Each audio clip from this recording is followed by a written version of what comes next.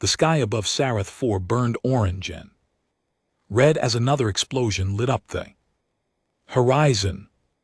Ambassador Tyro stood at the window of the emergency bunker and watched his world die.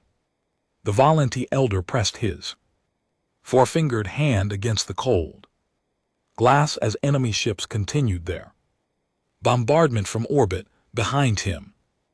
Hundreds of his people huddled together in fear. Children cried into their mothers' arms. Elders whispered prayers to gods who seemed to have abandoned them. The air recyclers hummed loudly, struggling to filter out the smoke that seeped through every crack in the old shelter. Ambassador, his aide Sarath, said, her voice shaking. The defense fleet has fallen, all 12 ships are gone. Tyro closed his large eyes and lowered his head. 12 ships against 200, they had known it was hopeless from the start, but they brave crews had fought anyway. Now they were dust and debris floating in the void above their world. The Korax Dominion had come without warning. Their massive warships had appeared at the edge of the system 3 days ago. They sent no demands, no ultimatums, no offers of surrender. The Korax did not negotiate with species they considered inferior. They simply took what they wanted, and what they wanted was everything. Tyro had seen recordings of other worlds the Korax had conquered. The survivors were processed, sorted, and shipped to labor camps across the Dominion. Families were separated, children were taken to indoctrination centers. The old and the sick were simply eliminated. The Korax had no use for those who could not work. There must be something we can do, Sarath whispered. Someone we can call for help. Tyro turned away from the window and looked at the emergency communication console. In the corner of the room, there was one option left, one signal he could send, but the Galactic Assembly had warned all member species never to make contact with them. Clear's throat. Humans, Tyro had studied the reports about humanity. They were a young species from a harsh world called Earth. They had only achieved faster than light travel 50 years ago. Yet in that short time, they had built a military force that made even the Korax nervous. The Assembly called humans dangerous, unpredictable and violent. They said humanity could not be trusted. But Tyro had also heard other stories, whispered tales of human ships appearing when other species sent distress calls, stories of human soldiers fighting and dying for people they had never met. Some said the humans were monsters. Others said they were the galaxy's last hope when all other hope had failed. Another explosion shook the bunker. Dust fell from the ceiling. A child screamed somewhere in the crowd. Behind him, Tyro made his decision. He walked to the communication console and entered a frequency that no volunteer had ever used before. His hands trembled as he activated the emergency beacon. The signal would travel across the sector carrying a simple message: help us, please. Ambassador, what have you done? Sarath asked, her eyes wide with fear. I have done the only thing I can, Tyro replied. I have asked for a miracle. 12 light years away, the human carrier USS Relentless cruised through empty space on a routine patrol mission. Commander Hannah Price sat in her chair on the bridge reviewing supply reports on her data pad. At 43 years old, she had served in the Navy for over 2 decades. Her brown hair was cut short for practical reasons, and her blue eyes carried the tired look of someone who had seen too many battles. Commander the communications officer said. Suddenly, we are receiving a distress signal. Price looked up from her. Reports. Source. A planet called Sarath 4, Valenti. Colony world. They are under attack by the Corax. Dominion. Price set down her data pad. The Valenti were not allies of Earth. They had no treaty, no trade agreements. Nothing that would require human intervention. In fact, the Valenti government had publicly supported the Assembly's decision to limit contact with humanity. How far? She asked. 6 hours at maximum speed. The executive officer, Commander Lucas Perry, leaned closer to Price. Ma'am, we have no obligation to respond. The Valenti have never done anything for us.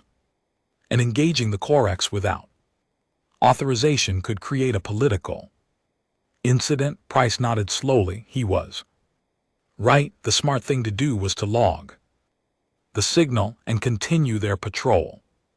Someone else could deal with the Valenti problem. It was not their fight. She looked at the main screen where the distress signal played on repeat. The voice was filled with fear and desperation. Somewhere out there, people were dying, and they were begging for anyone to save them. Navigation, Price said. Set course for Sarath 4, maximum speed. Perry's eyes widened. Commander, are you sure about this? Those people are asking for help. Price said simply, we are going to help them. She stood and walked to the intercom panel. All hands, this is Commander Price. We are responding to a distress call from a Valenti colony under Corax attack. I need all combat personnel ready for deployment in 6 hours. Marine units prepare for ground operations in the barracks below. Sergeant Daniel Cruz looked up from the letter he had been writing to his mother. Back on Earth, he was 30 years old with dark hair and the weathered face of a man who had spent too many years in combat zones. When the commander's announcement ended, he folded the letter and put it in his pocket. Lieutenant Katie Shaw, the platoon commander, appeared in the doorway. She was younger than Cruz, only 26, but she had already earned the respect of everyone in the unit. You heard the commander, she said. Get your squad ready. Cruz nodded and began gathering his equipment around him. Other Marines did the same. They moved with quiet efficiency, checking weapons and armor without complaint. None of them asked why they were going to save aliens they had never met. They were Marines. This was what they did. 6 hours later, the USS Relentless dropped out of faster than light travel at the edge of the Sarath system. On the bridge, Commander Price stared at the tactical display. 200 Corax warships surrounded the planet. Troop transports were already descending to the surface. They have a lot of ships, Perry said quietly. Yes, they do, Price agreed. She pressed the intercom button. Marine units, begin launch sequence. You are cleared for orbital insertion. In his dropship, Sergeant Cruz felt the engines roar to life. Through the small window, he could see the burning planet. Below, somewhere down there, innocent people were waiting for help. 30 seconds to atmosphere entry, the pilot announced. Cruz checked his rifle one final time.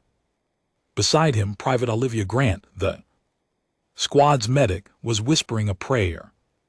Corporal Eddie Vance was cracking his knuckles.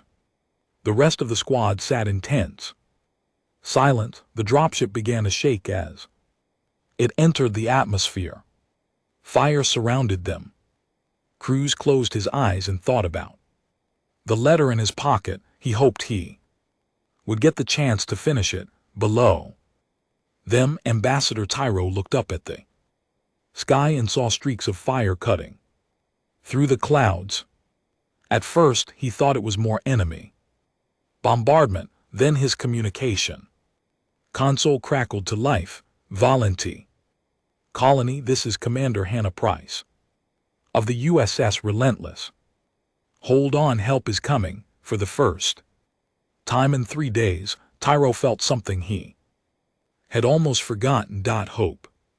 The human reinforcement fleet arrived, like angels of vengeance cutting through the darkness of space.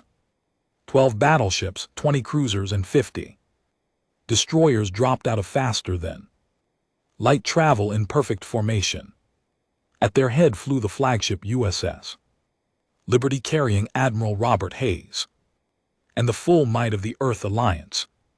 Third Fleet. Admiral Hayes looked at the tactical display and felt his jaw tighten with anger. The Relentless was barely holding together, her hull covered in wounds, her engines flickering with failing power, but she was still there, still positioned between the Corex fleet and the planet below. Commander Price, Hayes said through the communication channel, you can stand down now. We will take it from here. Price's voice came back, tired but steady. Understood, Admiral. It is good to see friendly faces. Hayes turned to his weapons officer. All ships engage the enemy fleet. No mercy. The battle that followed was swift and brutal. The Corex hadn't expected to face single damaged carrier, not a full battle fleet. Their formation broke under the human assault. Ship after ship fell to human weapons, their gray hulls splitting open and spilling debris into the void. Fleet Commander Gareth watched from his command ship as his fleet crumbled around him. He had underestimated the humans. He had thought them weak, soft, unable to match Corex might. He had been catastrophically wrong. Order the retreat, he said, the words tasting like poison in his mouth. All ships withdraw from the system. The surviving Corex vessels turned and fled, their engines burning at maximum power as they raced toward the edge of the system. The humans pursued for a while, destroying stragglers, but eventually let them go. The planet was safe. That was what mattered. On the surface, the Corex ground forces received word of the fleet's defeat. Without orbital support, without their command structure, they were stranded on a hostile world with no hope of victory. One by one, they began to surrender. Lieutenant Shaw stood in the central plaza as Corex soldiers dropped their weapons and knelt before the Marine positions. She had never expected to see this. The mighty Corex, conquerors of 100 worlds, brought low by a force a fraction of their size, knelt around her. Volunteer civilians emerged from hiding. They stared at the surrendering enemy with a mixture of disbelief and dawning hope. Children who had been crying for days began to laugh. Families who had been separated during the invasion ran to find each other. Sergeant Cruz was carried into the plaza. On a stretcher, the volunteer child still holding his hand. Private Grant rushed to his side and began examining his wound. It was serious, but he would live. The stubborn fool had survived after all. Someone finish my letter for me, Cruz mumbled through the pain. Medication. Tell my mom I'm okay. Tell her yourself, Grant replied, a rare smile crossing her tired face. You are going home, Daniel. Ambassador Tyro walked through the plaza, taking in the scene around him. Marine medics were treating wounded volunteers alongside their own soldiers. Human engineers were working to restore Power to the city's emergency systems. Everywhere he looked, he saw humans. Helping, protecting, healing, he found Lieutenant Shaw standing at the edge of the plaza, staring at the sky where the last traces of battle still flickered. She looked exhausted, her armor dented and scorched, her face smeared with dust and dried blood. "Lieutenant," Tyro said softly, "I must ask you something." Shaw turned to face him. "Go ahead. We are strangers to you. We rejected your offers of friendship. We listened to the Galactic Assembly when they called you dangerous. We have done nothing to earn your protection." Tyro spread his forehands in a gesture of confusion. "Why did you sacrifice so much for us? What do humans gain from this?" Shaw was quiet for a long moment. She thought about the 63 Marines who had died on this world. She thought about the relentless still burning in orbit, her crew finally being evacuated to safety. She thought about Commander Price, who had held her ship together through sheer force of will until help arrived.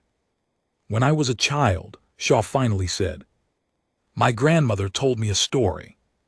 She said that strength without compassion is just cruelty wearing a different mask. She said that the true measure of a person is not how they treat those who can help them, but how they treat those who cannot." She looked at the Valenti families reuniting around them, at the children laughing for the first time in days, at her wounded Marines being carried by grateful civilians. "We did not come here because you could help us," Shaw continued. "We came because you needed help. That is what humans do. That is who we choose to be." Tyro bowed his head, a gesture of deep respect. "Among his people." Then the Galactic Assembly was right about one thing. Humans are dangerous. Dangerous to those who prey upon the weak. Dangerous to those who believe might makes right. He looked up at Shaw with something like reverence in his large eyes. "And perhaps that is exactly what this galaxy needs." 3 months later, the Valenti government formally petitioned to join the Earth Alliance. The ceremony was held on the steps of the rebuilt Capitol building in Varith Prime, attended by representatives from both species and broadcast across the galaxy. Ambassador Tyro stood at the podium, his voice carrying across the gathered crowd. "We were told that humans were violent and unpredictable. We were told to fear them. But when our world burned and our people cried for help, humans were the only ones who answered. They fought and died for strangers. They protected our children with their own bodies. They showed us that true strength is not measured in weapons or ships, but in the courage to stand for what is right." He turned to look at the human delegation, where Lieutenant Shaw stood in her dress uniform, still bearing scars from the battle. The Earth Alliance did not ask for payment. They did not demand territory or resources. They asked only that we remember. And we will. For as long as our species exists, we will remember the day that humans came through the smoke to save us. Across the galaxy, other species watched the ceremony with growing interest. For centuries, the Galactic Assembly had painted humanity as dangerous outsiders to be avoided. But now a different picture was emerging. Stories spread from Sarith 4 to 1,000 other worlds. Stories of human courage, human sacrifice, human compassion. Within the year, 17 more species had sent messages toward Earth, not warnings, not threats, requests for Friendship in her office on the Relentless finally repaired and returned to service. Commander Price. Read the latest diplomatic reports with a small smile on her face. The galaxy was changing. Fear was slowly being replaced by something else. Something better. Her communication console beeped with an incoming message. Another distress signal from another world. Another species begging for help against forces they could not defeat alone. Price did not hesitate. Navigation. She ordered, set course for the signal. Origin. Maximum speed. The humans were coming, and this time, the galaxy was beginning to understand what that meant. Hope. The bunker held 43 survivors. Most of them were children and elderly. A few adults had stayed behind to protect them when the Hollow attacked.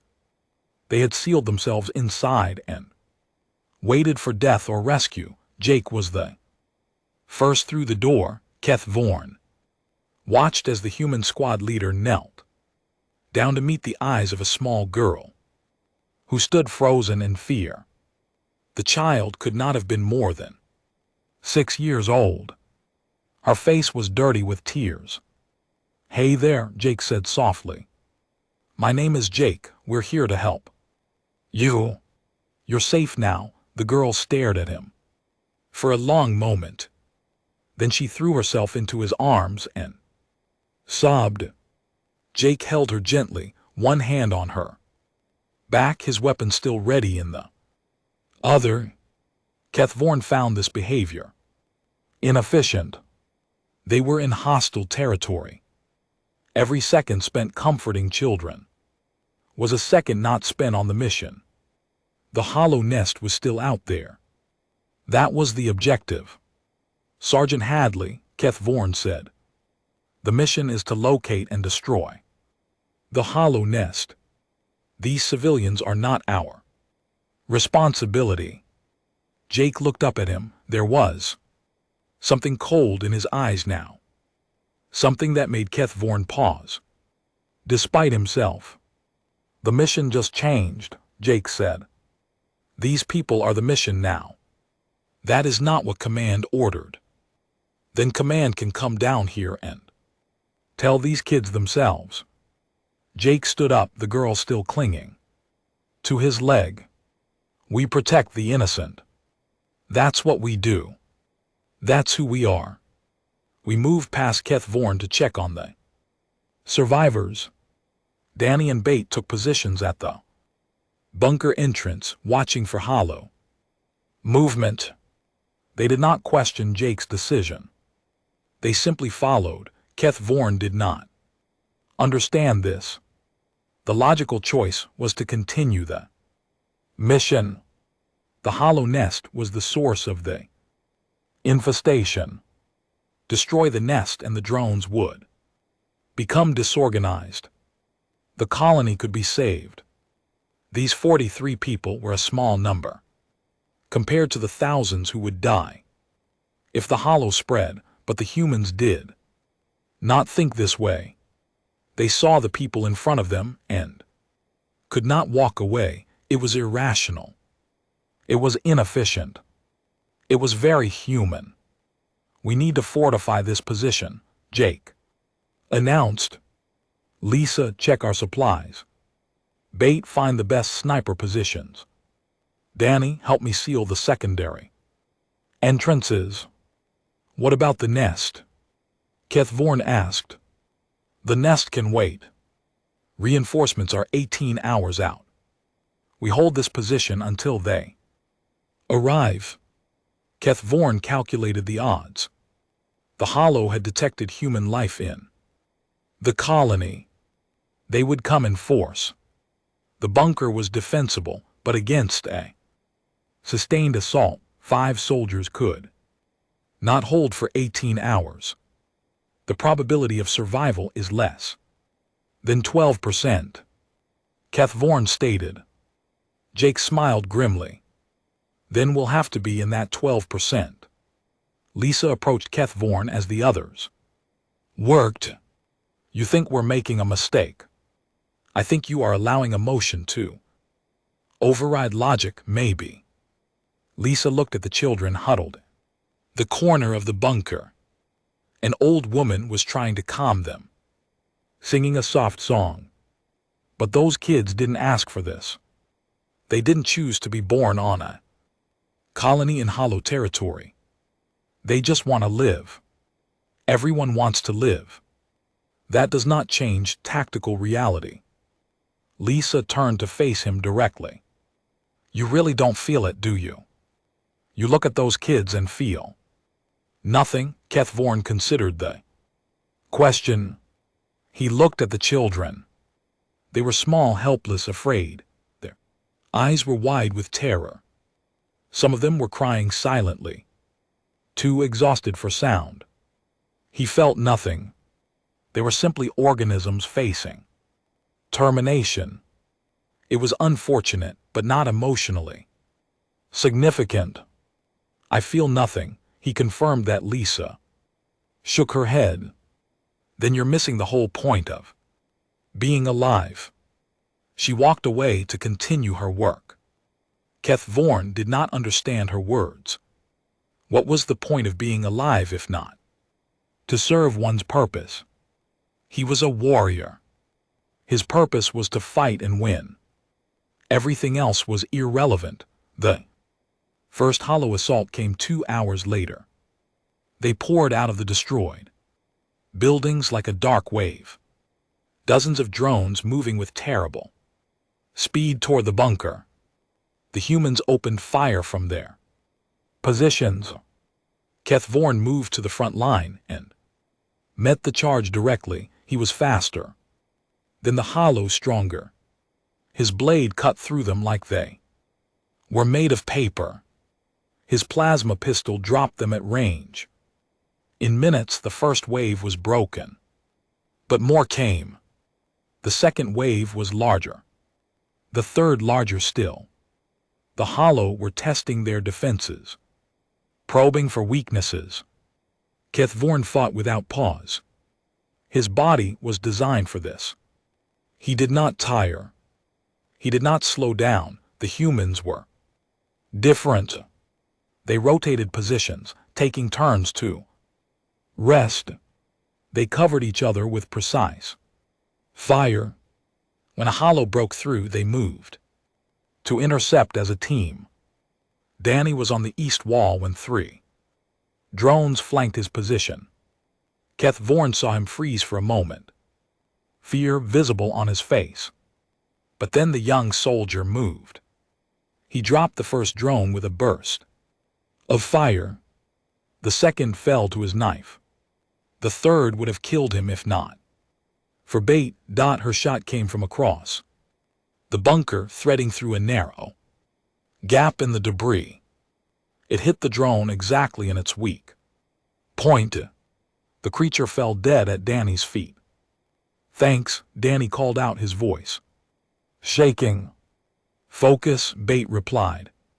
But there was warmth in her tone. Relief. Keth Vorn observed this exchange with growing confusion. They were afraid. All of them were afraid. He could see it in their movements, hear it in their voices. And yet they fought, they protected each other. They refused to give up. The assault continued through the night. Keth Vorn lost count of how many hollow he killed. His blade grew dull. His ammunition ran low. For the first time in many battles, he felt his body growing tired. A hollow drone caught him with a poison tendril. The toxin burned through his system, slowing his regeneration. He stumbled and 3 more drones closed in. Then Jake was there. The human squad leader grabbed Keth Vorn by the arm and dragged him back, while firing his weapon one-handed. It was reckless. It was dangerous. It made no logical sense. Why? Keth Vorn managed to ask. "You're part of my squad now," Jake replied. "We don't leave anyone behind." They made it back to the bunker. Lisa injected Keth Vorn with something that helped fight the toxin. Around them, the battle continued. But for a moment, everything seemed to slow down. Keth Vorn looked at these humans. They were tired. They were wounded. They were afraid. And they were still fighting. Not for glory. Not for victory. But for each other. For the children behind them. For something they believed in, he felt. A strange pressure in his chest. Not pain, something else. Something he had never felt before. He did not know what it was. But when the next wave came, he stood with the humans and fought. Shoulder dash to dash shoulder, dot end. For the first time, he understood that some things were worth fighting for, even when you could not win. Keth Vorn had fought in 37 campaigns. Across the galaxy, he had faced enemies that could melt flesh with a single touch. He had walked through battlefields, covered with the dead. He had never once felt what other species called fear. The Valders did not know fear. It was not part of their nature. Their bodies could heal from almost any wound. Their minds were built for war. They lived for centuries, and death in battle was simply the end of service. There was nothing to be afraid of. This was why Keth Vorn found humans so strange. He stood in the transport ship, looking at the 4 human soldiers assigned to his squad. They were small compared to him. Their skin was soft. They could not regenerate. A wound that would heal on a Valder's body in hours would kill a human in minutes. And yet here they were preparing for war against the Hollow. The Hollow were a hive-mind species that consumed everything in their path. They had already eaten 3 worlds in this sector. Now they were on Aryan 4, and the Galactic Council had sent a joint force of Valders and humans to stop them. Keth Vorn did not understand why humans were included. They were fragile. They lived short lives. They felt fear. How could such creatures be useful in battle? The squad leader was a man named Jake Hargley. He had brown hair cut short and calm, eyes that seemed to notice everything. He was cleaning his weapon when he looked up at Keth Vorn. "You must be our Valders commander," Jake said. He smiled. "Welcome to the team." Keth Vorn gave a short nod. "I am Keth Vorn. I have studied your combat records. They are acceptable." Jake laughed softly. "Acceptable? I'll take that as a compliment." The other humans introduced themselves. Lisa Monroe was the medic and explosives expert. She had red hair tied back and sharp eyes that seemed to judge everything they saw. Danny Vega was young, maybe 20 human years, with nervous energy in every movement. Bates Sawyer was the sniper. She was quiet and still, watching Keth Vorn with careful attention. "First time working with Valders," Lisa said. "They say you don't feel fear. Is that true?" "It is true," Keth Vorn replied. "Fear is not part of Valders biology. We do not understand it." "Must be nice," Danny said. His voice was light, but Keth Vorn could see tension in his shoulders. The young human was afraid. He was going into battle, and he was afraid. Keth Vorn found this troubling. Why would any military send soldiers who felt fear into combat? Fear made you hesitate. Fear made you weak. Fear got you killed. The transport shook as it entered the atmosphere of Aryan 4. Through the small window, HFY could see the planet below. It had once been green and blue. Now large parts of it were gray and black where the hollow had consumed everything.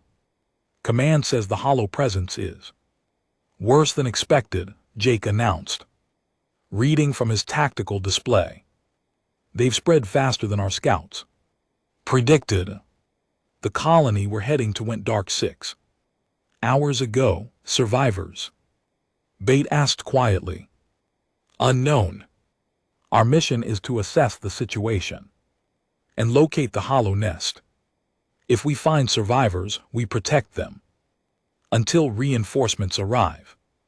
HFY noted that Jake had said, if we find survivors, we the same weight as to locate the hollow nest. To him, these should not be equal priorities. The mission objective was the nest. Survivors were secondary, but he said nothing. He would observe these humans and learn how they operated. The transport landed hard on a damaged landing pad. The squad moved out quickly, weapons ready. HFY took point, his larger body and faster reflexes making him the obvious choice for first contact. The colony was silent. Buildings stood empty with doors hanging open. Personal belongings were scattered on the ground as if people had dropped everything and run. There were no bodies. The hollow did not leave bodies. They consumed everything. This is wrong, Danny whispered. His weapon shook slightly in his hands. HFY observed him with clinical interest. The young human was experiencing fear. His heart rate would be elevated. His palms would be sweating. His mind would be telling him to run.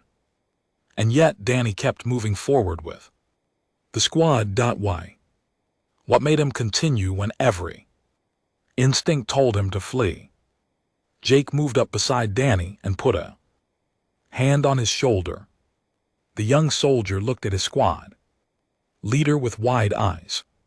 Fear keeps you alive, Jake said quietly. Use it.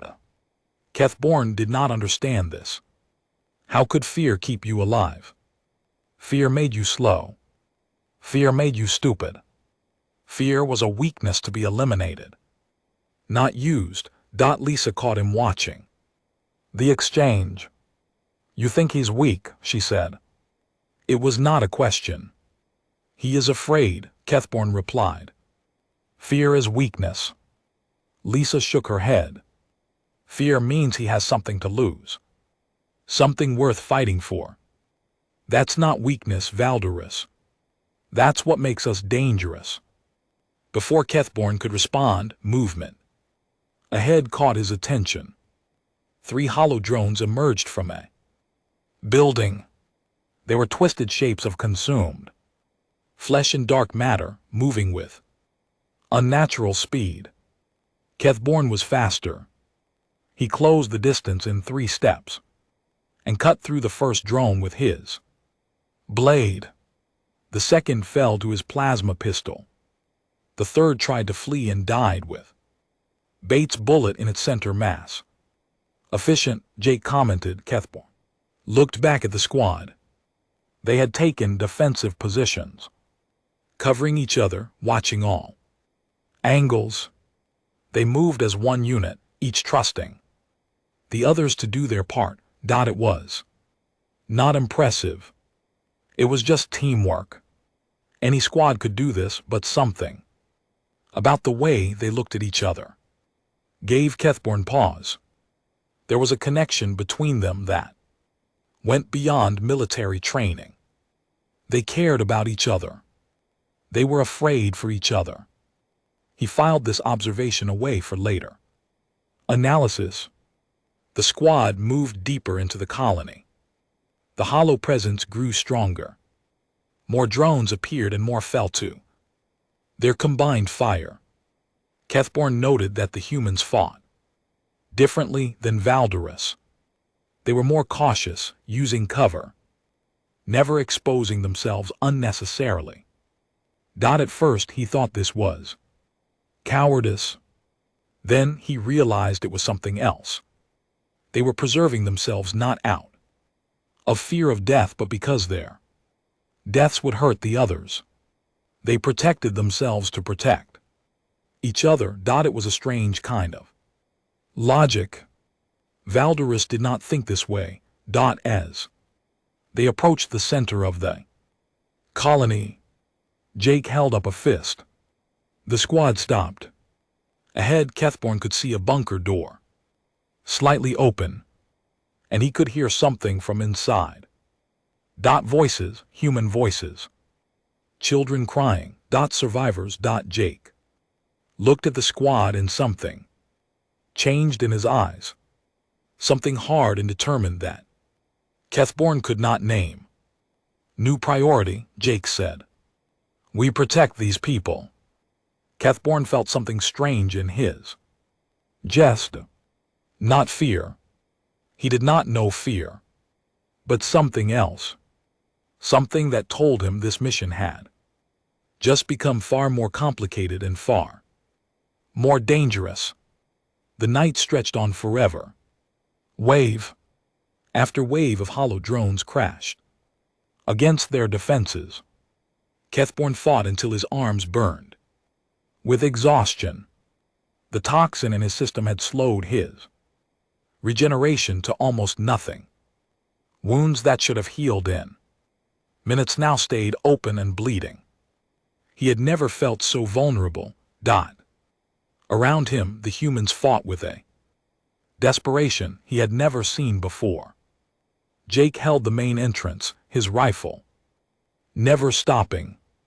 Lisa moved between positions, treating wounds and planning explosive charges at key points. Bait took shot after shot from her elevated position, each one finding its mark.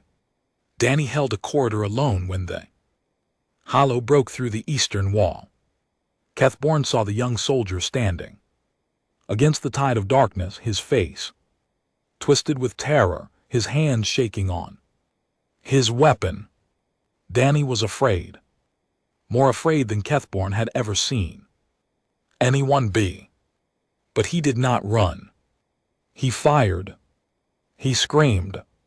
He fought. And when it was over, Danny stood among the bodies of a dozen hollow drones, still shaking, still alive.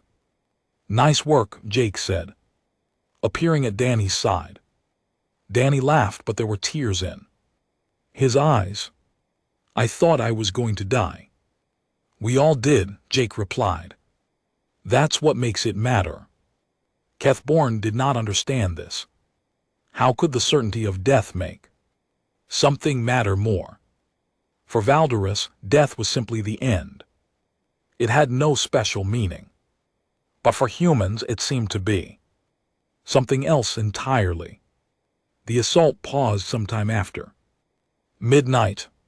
The Hollow were regrouping, preparing for a larger attack. In the silence, the squad gathered to assess their situation. Ammunition is at 30%, Lisa reported. Medical supplies are almost gone. We have maybe 6 more hours before we're fighting with knives and rocks. Reinforcements? Bait asked. Jake shook his head. Still 12 hours out. They can't move faster without exposing themselves to hollow interceptors. So we hold, Danny said. His voice was steadier now. The fear was still there, but he had learned to carry it. Kethborn looked at the bunker door. Behind it, the survivors huddled together. The old woman had stopped singing. The children had finally fallen asleep, exhausted by terror. A young mother held her infant close, her eyes empty with shock. We cannot hold for 12 hours, Kethborn said. The math is simple. We will run out of ammunition. We will run out of energy. The Hollow will overwhelm us. Then we'll find another way, Jake said, "There is no other way." Jake looked at him with those steady eyes. "There's always another way. We just haven't found it yet." This was not logical. This was not rational. But Kethborn was beginning to realize that humans did not operate on logic alone. They operated on something else. Something stronger. Hope, faith, love, words that the Valderis knew but did not truly understand. During the brief respite, Kethborn watched the humans interact with the survivors. Lisa sat with an injured elderly man, holding his hand and speaking softly. Bates showed a young boy how to hold a flashlight to help her clean her rifle. Jake carried sleeping children to more comfortable positions, moving with gentle care. Danny sat with a little girl who could not sleep. She was perhaps 5 years old with dark hair and frightened eyes. Danny was talking to her quietly, making shapes with his hands in the light, creating shadow animals on the wall. Girl laughed. It was a small sound, fragile and brief, but it was laughter. Kethborn felt something twist in his chest. Not pain. Something else. "You care about them," he said to Jake. "All of them. The survivors. Your squad." "You care?" Jake nodded. "Of course I do. Why?" "You barely know them." Jake considered the question. "Because someone has to. Because they're people and people deserve to be cared about. Because if we don't protect the innocent, then what are we even fighting for? Victory? Survival? The destruction of the enemy? Those are goals," Jake said. "They're not reasons. The reason we fight is right there." He pointed at the sleeping children. "That's what we're protecting, not territory, not resources, them." The hollow attacked again before Kethvorlag could respond. This wave was the largest. Yet, they came from all directions at once, crashing against the bunker like an ocean of darkness. The squad fought with everything they had. Kethvorlag stood at the center, his blade moving in deadly arcs, his body pushed beyond any limit he had known before. Danny fell. A hollow tendril caught him across the chest, throwing him against a wall. He went down and did not get up. Lisa screamed his name and ran to him, leaving her position exposed. Kethvorlag moved without thinking. He threw himself between Lisa and the hollow that lunged for her, taking the blow on his already wounded shoulder. The pain was incredible. His regeneration failed completely. Blood poured from the wound, but Lisa reached Danny. She pulled him to safety, already working on his wounds with desperate speed. "Stay with me," she begged. "Danny, stay with me." Kethvorlag stood over them, fighting off every hollow that came close. His vision blurred, his strength faded. But he did not move. He could not move. If he moved, they would die. Jake appeared at his side, firing into the swarm. Bate joined them, her sniper rifle now used at close range. Together, they formed the wall between the wounded and the enemy. The assault broke. The hollow retreated, and in the sudden silence, Lisa looked up with tears on her face. "He'll live," she said. "Danny will live." Kethvorlag felt his legs give out. He dropped to his knees beside Danny's unconscious form. The young soldier's chest rose and fell with shallow breaths. He was alive. He would survive. And Kethvorlag realized that the relief flooding through him was the most powerful thing he had ever felt. He did not want Danny to die. He did not want any of them to die. Somewhere in the long night, these Fragile humans had become something too. Them something important. Something worth protecting. You feel it now, don't you? Jake said quietly, kneeling beside him. Keth Vorlag looked at the human squad. Leader, I do not know what I feel, fear, Jake said. You're afraid. Not of dying. You're afraid of losing them, Keth. Vorlag looked at Lisa, still working on. Danny at bait, reloading her rifle with steady hands. At the survivors behind them who trusted these soldiers with their lives. Yes, he was afraid. For the first time in his existence, Keth Vorlag knew fear, and it did not make him weak. It made him understand what he was fighting for.